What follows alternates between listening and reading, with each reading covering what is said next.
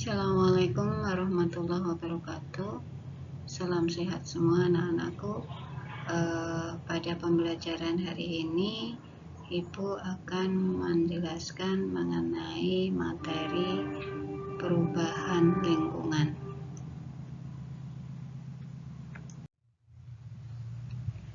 Sebelum kalian mempelajari mengenai perubahan lingkungan, tujuan dari pembelajaran setelah kalian mempelajarinya adalah nanti adalah pembelajarannya bisa melewati video, bisa melewati PPT saja, dan bisa melalui interaksi dengan lingkungan.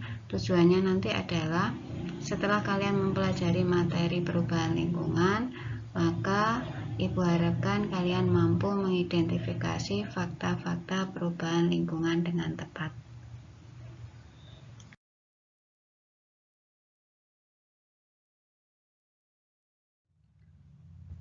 Apakah kalian menyadari bahwa lingkungan sekitar kalian telah banyak berubah? Lingkungan udara yang tidak lagi sejuk, musim kemarau dan musim hujan yang lamanya tidak selalu sama dari tahun ke tahun.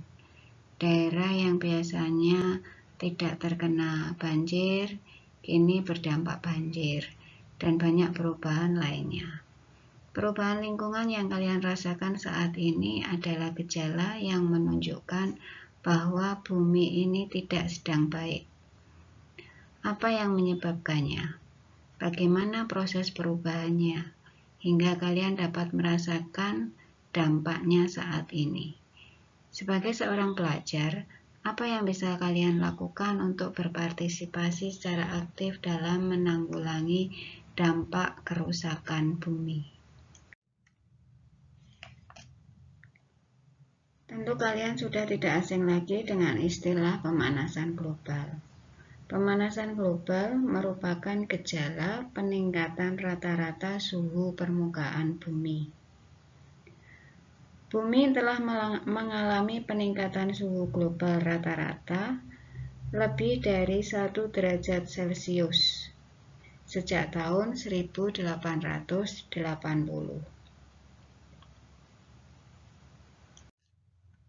Pemanasan global merupakan gejala peningkatan rata-rata suhu permukaan bumi. Apa buktinya bahwa telah terjadi pemanasan global? Mari kita telusuri fakta-fakta berikut. Fakta yang pertama adalah peningkatan suhu permukaan air laut.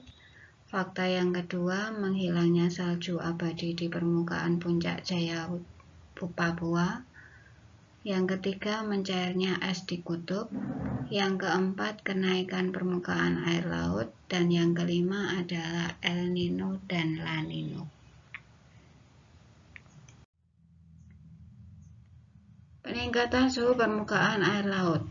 Suhu air laut meningkat 2-3 derajat Celcius dibandingkan dengan 3-5 juta tahun lalu. Ekosistem laut merupakan ekosistem yang paling sensitif terhadap permukaan suhu. Pemanasan ini terjadi hingga kedalaman 700 meter dari permukaan laut. Berdasarkan pembagian zona lautan, wilayah kedalaman tersebut merupakan wilayah yang paling tinggi keanekaragaman hayatinya. Suhu permukaan air berpengaruh pada karang. Meningkatnya suhu perairan menyebabkan karang mengalami pemutihan atau bleaching, sehingga karang sulit tumbuh dan rentan terhadap penyakit. Sebagai akibatnya terjadi kematian massal. Seperti yang telah kita ketahui bahwa karang merupakan habitat berbagai biota laut. Ketika karang mengalami kerusakan, berarti kehidupan biota lainnya juga akan terancam. Biota yang kehidupannya tergantung pada karang itu adalah udang, kemudian penyu.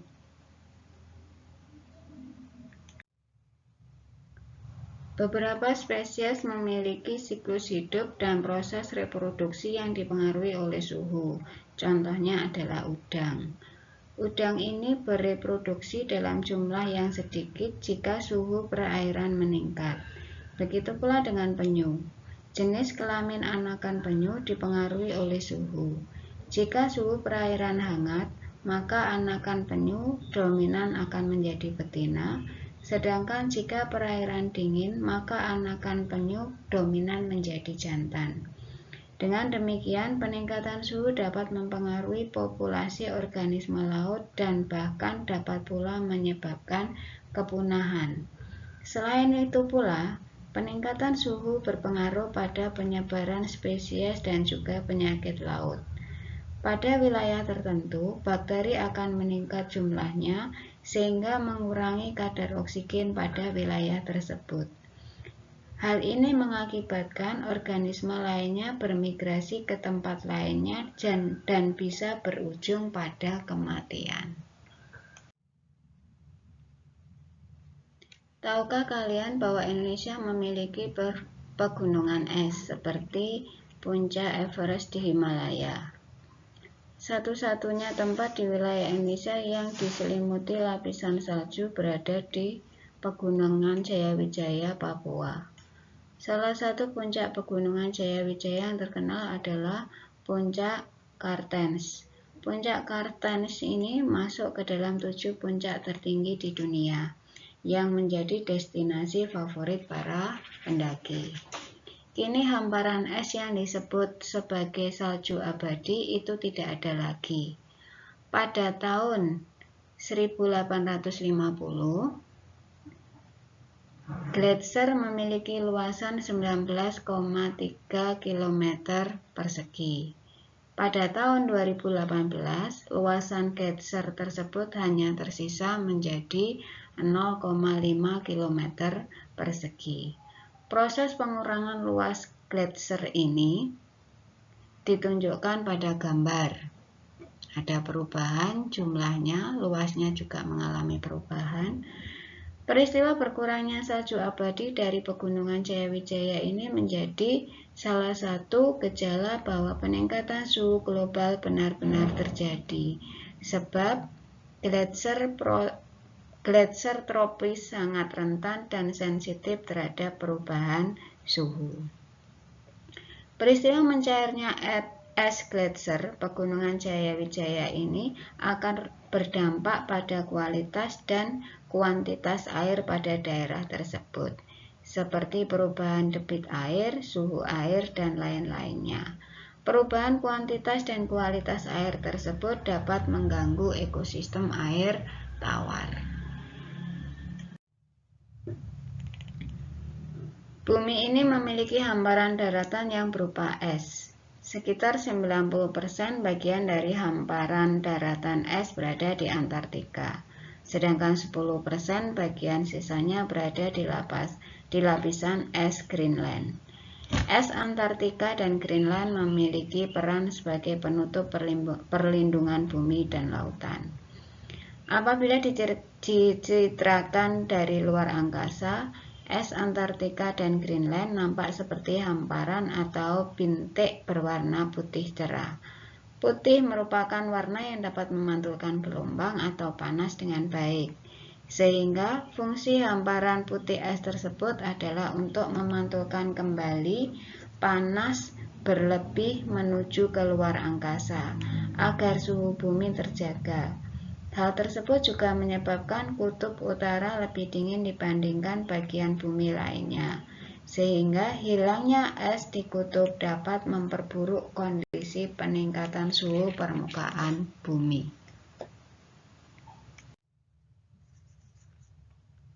Perubahan kondisi gletser es di kutub dapat mempengaruhi keberlangsungan hidup makhluk hidup yang hidup di daerah tersebut. Makhluk hidup selalu berusaha melakukan adaptasi terhadap perubahan kondisi habitatnya. Akan tetapi, tidak semua makhluk hidup dapat melakukan adaptasi terhadap perubahan kondisi habitatnya. Salah satu hewan yang tinggal di daerah kutub dan berdampak pada perubahan kondisi gletser es di kutub adalah beruang kutub. Beruang es terpaksa mencari makanan di daratan akibat es di atas lautan banyak yang telah mencair. Berkurangnya wilayah tempat berburu beruang es tentunya mempersempit peluang bertahan hidupnya beruang es. Sebagai akibatnya, dapat menurunkan populasi hewan ini. Jika hal ini terus terjadi secara terus-menerus, maka beruang es bisa mengalami kepunahan. Kenaikan permukaan air laut. Salah satu dampak mencairnya es di kutub adalah kenaikan permukaan air laut, sebab air limpahan pencairan es tersebut akan bermuara di laut dan meningkatkan ketinggian permukaan air laut. Dampak peningkatan ketinggian permukaan air laut ini akan sangat dirasakan bagi masyarakat Indonesia yang tinggal di pesisir laut. Bencana banjir rob dan kenaikan permukaan air yang lebih tinggi dapat terjadi, pasang akan sering terjadi.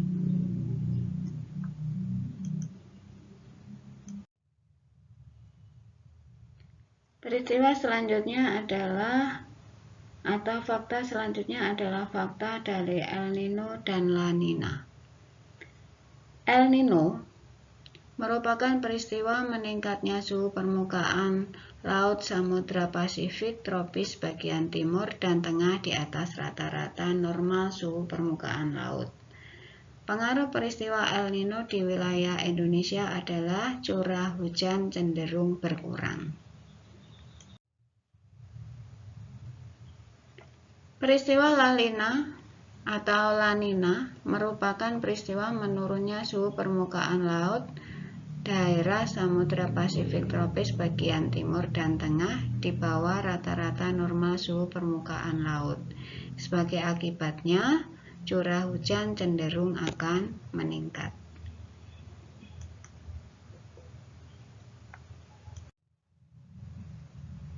Terima kasih anak-anakku.